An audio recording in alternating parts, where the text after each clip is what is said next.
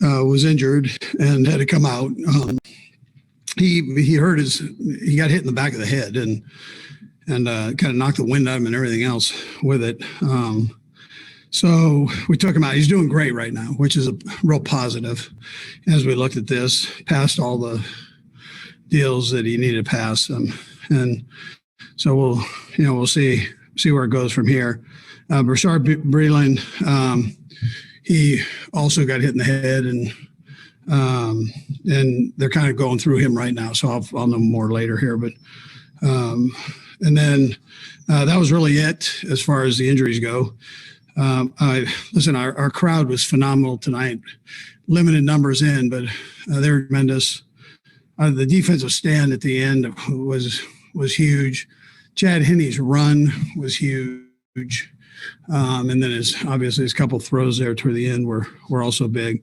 I take full responsibility for the long interception. That was my that's on me. And I'm proud of Chad and the way he handled everything. And, he probably said it best when he said, listen, this team is unbelievable when somebody has to come in and make them feel comfortable. And, that's what team's all about. So, again, I'm proud of the way he handled things. So with that, time's yours. Let's go first to Adam Teicher. Go ahead, Adam.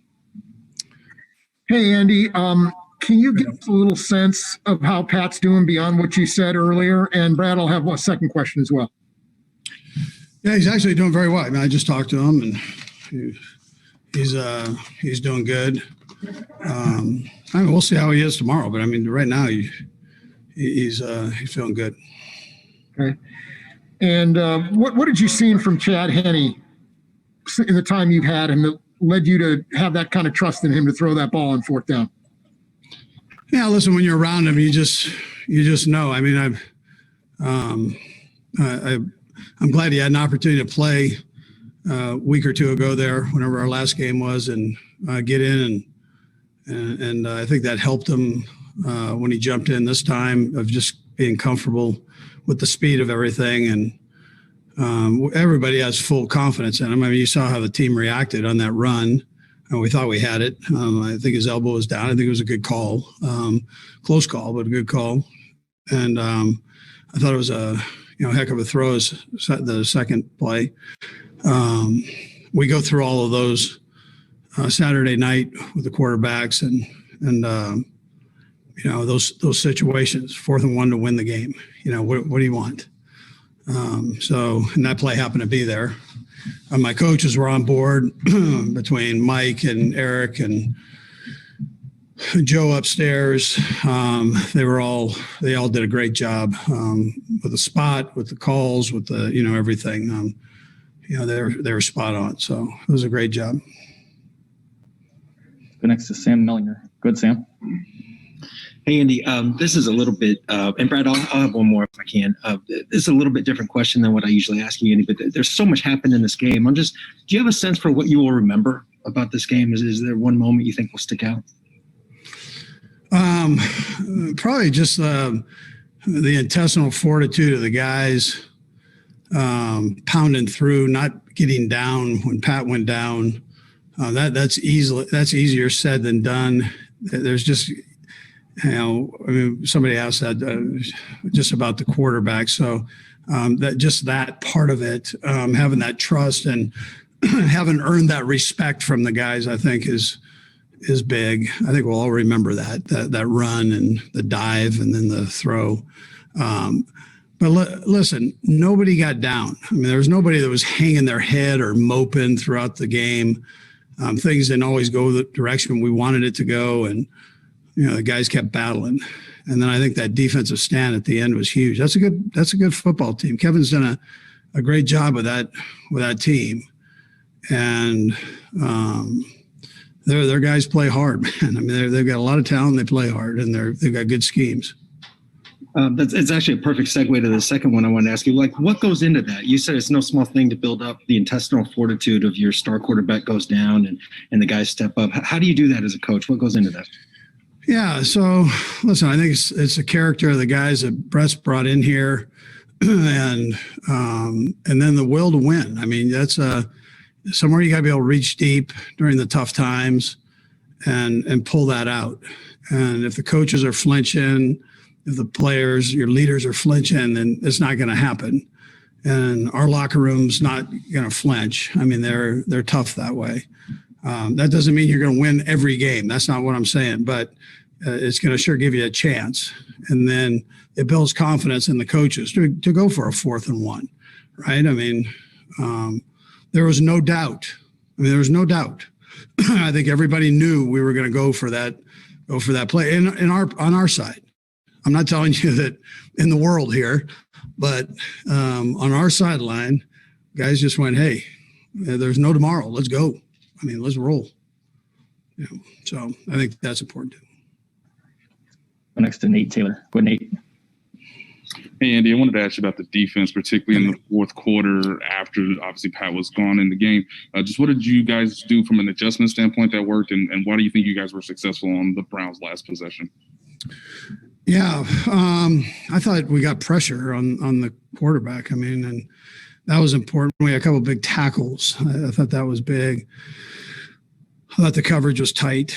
And then, on the offensive side, I think I come back to Chad. I come back to the offensive line protecting Chad. My coaching staff and the job that they've done instilling that confidence in the guys to not flinch when somebody comes in that on either side of the ball. Very easily, Pat goes down, the defense can deflate. The offense deflates, but as opposed to just going, hey, let's step up and go, man. Everybody just pick their game up an inch and let's go. And that's what you saw today. Let's go next to Aaron Ladd. Go ahead, Aaron. Coach, obviously no Clyde today. Was there a look that Daryl gave you in practice where you feed him more so than anyone else?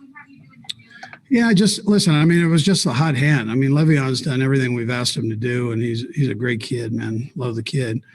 You just get into these, and you kind of go with what's working, and for whatever reason. I mean, Daryl was working, and listen, I'm proud of him too because he's never hung his head. Even when he was 3rd and 4th, he just keeps going, and he's not maybe a household name.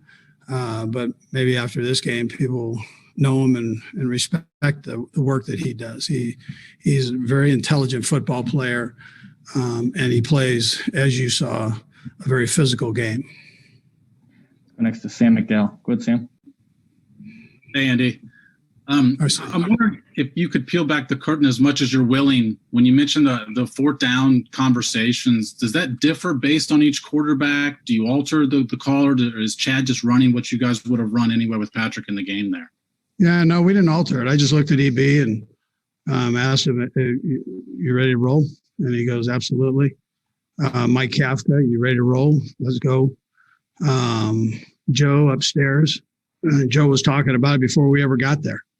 And so there was a chance that we didn't think it'd be with Chad running, but there's a chance where short yardage coach, you got to make a decision. And so, but there was no doubt with anybody.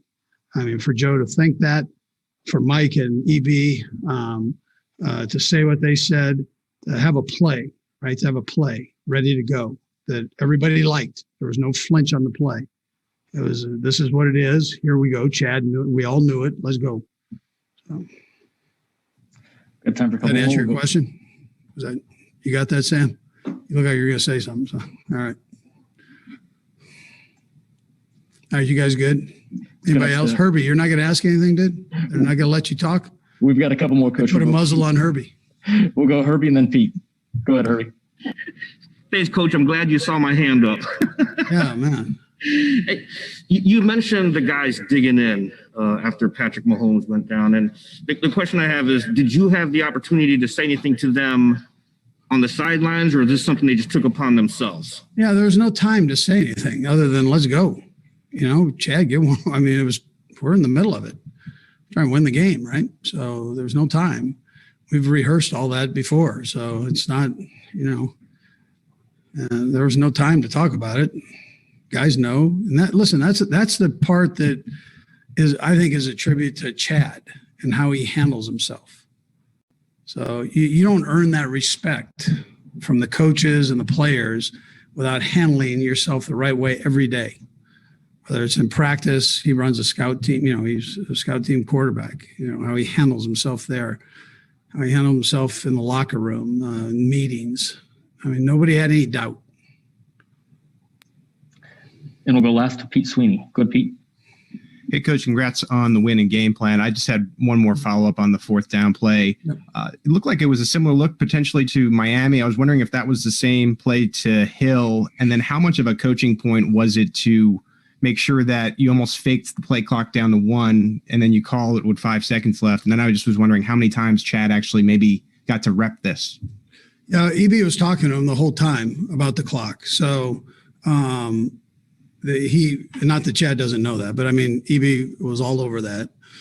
And so it was just important that the linemen didn't jump and that we kept them kind of in their stance a while.